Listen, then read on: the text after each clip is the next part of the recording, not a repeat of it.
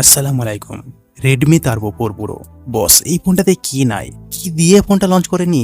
Gorgeous design, iPhone 16 series মানে iPhone 16 মতো front side back side পুরো একেবারে হুবহু কপি করেছে।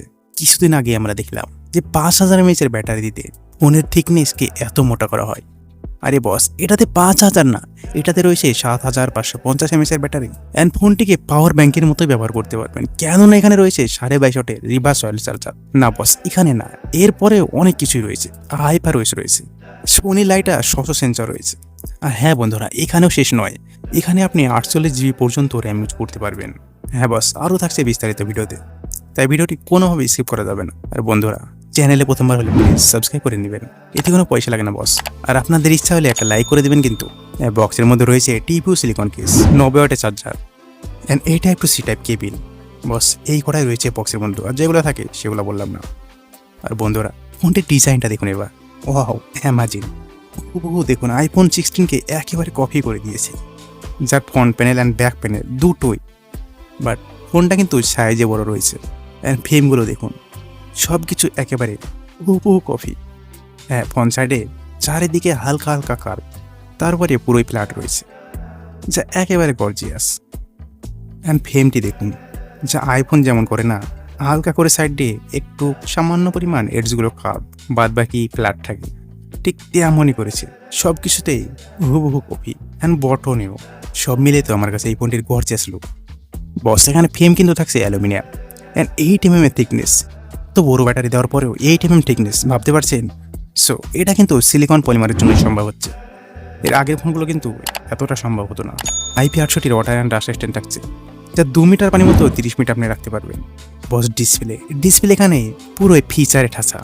কেননা এখানে রয়েছে 6.8 ইঞ্চি একটি বিগ ডিসপ্লে অ্যামোলেড প্যানেল, যেখানে রয়েছে 68 billion colour, 120 Hz refresh rate, Dolby vision, vivid mode, HDR10+ support, HDR vivid mode and 1800 nit high brightness mode, 3200 nit peak brightness and 1.5K display, 1280x2772 pixel, 447 ppi density রয়েছে।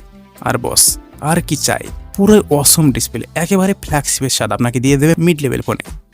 এত কিছু রয়েছে শুধুমাত্র কিন্তু mid budget ফোনেই। So software এখানে রয়েছে Android 15, হাইপারওএস 2 রয়েছে। আপনারা যারা হাইপারওএস ব্যবহার করেছেন তারা জানেন হয়তো হাইপারওএস অত্যন্ত একটি ভালো ওএস, যা আইফোনের মতো আপনাকে স্বাদ হয়তো দিয়ে দেবে, যেখানে অনেক বেশি কাস্টমাইজ করা যায়, যা আগের থেকে অনেক অনেক অনেক বেশি অপটিমাইজ করা রয়েছে। সেই কারণে ইউজ করতে একেবারে অসম লাগবে বস।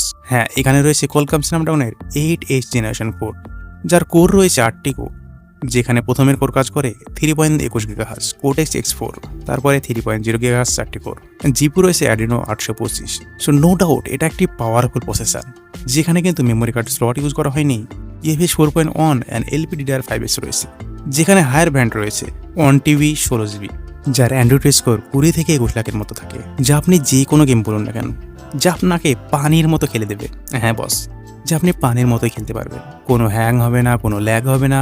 যেখানে কিং অফ গ্লোরি 30 মিনিট খেলার পরে হাই গ্রাফিক্স মোড 119.9 FPS পাওয়া যায় অ্যান্ড ফোনটি গরম হয় ফ্রন্ট সাইডে 42°C অ্যান্ড ব্যাক সাইডে 44.6°C। অ্যান্ড আমরা যদি পাওয়ারফুল গেম জেনশিন ইম্প্যাক্টের কথা বলি, যেখানে আপনি 60 FPS পেয়ে যাবেন, বাট অ্যাভারেজ ফ্রেম রেটের যদি কথা বলি তাহলে 59.8 FPS পেয়ে যাবেন 30 মিনিট খেলার পরে। তাছাড়া বস, এখানে game booster, gaming mode and গেমের জন্য AI মোডও রয়েছে, যা আপনার গেমকে খেলতে আরও সহজ বানিয়ে দেবে। সে বুঝতেই পারছেন তাহলে, পাওয়ারফুল গেম একেবারে স্টেবল FPS দিচ্ছে অ্যান্ড হাই গ্রাফিক্স মোডে। তাই ওয়ার্ল্ডের যে কোনো গেম বলুন না কেন আপনি পানির মতো খেলতে পারবেন। আর বস, এখানে তো 16GB র্যাম রয়েছে, বাট তারপরে এখানে আরও 32GB আপনি র্যাম বাড়াতে পারবেন। ও মাই গড, মানে অলমোস্ট আপনি 48GB র্যাম ইউজ করতে পারবেন এই ফোনটি। গাইজ, যদি ক্যামেরা নিয়ে কথা বলি তাহলে এখানে রয়েছে 50 মেগাপিক্সেল, 1.5 অ্যাপারচার, যেখানে ওএস মোড রয়েছে, PDF মোড রয়েছে, এটি রয়েছে সোনি লাইট 600, আরেকটি রয়েছে 8 মেগাপিক্সেল 2.2 অ্যাপারচার, যা আপনাকে কোনো ফালতু সেন্সার দেওয়া হয়নি এখানে, যেটা হচ্ছে আল্ট্রা ওয়াইড। ব্যাক সাইড এখানে 4K 360 FPS শুট করতে পারবেন। সেলফি ক্যামেরাতে এখানে 20 মেগাপিক্সেল পেয়ে যাচ্ছেন, যেখানে 1080p 3060 FPS শুট করতে পারবেন। চলুন গাইজ, এই ফোনটি কেমন ফটো ভিডিও তুলতে পারে এই ফোন দিয়ে তোলা কিছু স্যাম্পল দেখুন, যারা ডিটেলস, শার্পনেস সব কিছু কিন্তু অ্যাকুরেট রয়েছে, যা দেখে আপনি আইডিয়া লাগাতে পারছেন। জুম করার পরেও ডিটেলসটা দেখুন, এখানে ডিটেলস কিছু ঠিকঠাকই রয়েছে। এইখানে দেখুন পোর্ট্রেট মোডের ফটো কেমন হয়েছে আপনারা কমেন্ট করে জানান।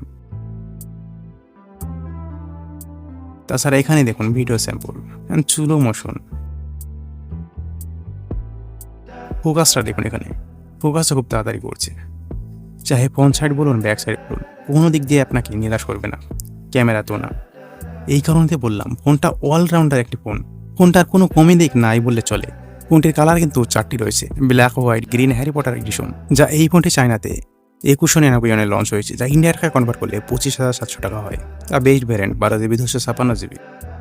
বাট বাংলাদেশে যদি বলি তাহলে 30,000-এর আশেপাশে এই ফোনটি আসতে চলেছে।